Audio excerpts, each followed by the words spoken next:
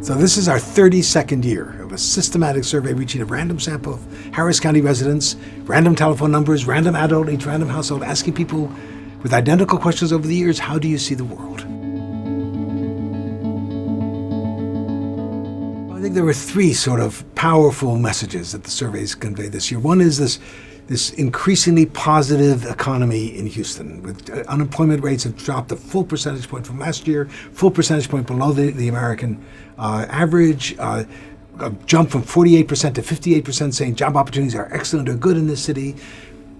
But when you ask people in the privacy of their homes, how are you doing financially? No change whatsoever. No improvement over the last 3 years, even as the unemployment rate went from 8.3% to 6.7%. So it's a reminder that the rising tide no longer lifts all boats. We're in an economy of increasing inequality, and critically important to recognize the central political challenge of our time is how to restore the equalizing institutions that used to ensure a broad-based economy where most Americans could share in the prosperity of the country.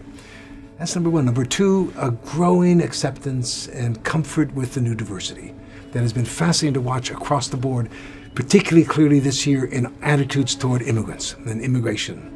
A path to legalization was at 76% last year. We thought was pretty high, jumping to 84% this year, saying we should, in favor of a path to legalization for illegal immigrants who speak English and have no criminal record. And then on gay rights, a really striking evidence of a shift on a key question that said, do you think that homosexuality is something people choose or something they cannot change? And the percent who said it's something they cannot change went from 30% to 58% in this year's survey.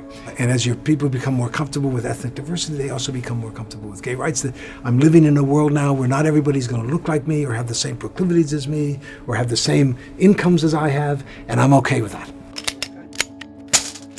And then, of course, this year we asked two questions that are right at the forefront of the public policy issues. One was, are you in favor or opposed to a ban on all assault weapons?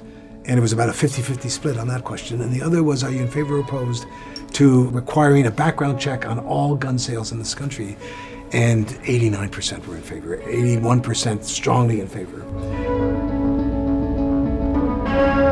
We asked people, how would you rate the Houston area as a place to live? Increasingly positive views. And this year we asked the question we've been asking alternating years.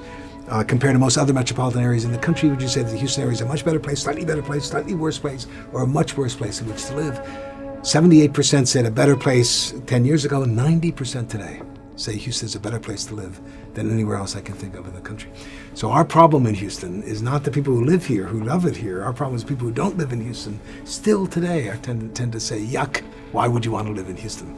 And part of the challenge for this city as it positions itself for prosperity in the knowledge economy of the 21st century is to turn itself into a destination of choice, a place where the best and the brightest people in America who can live anywhere will say, I'd like to live in Houston, Texas.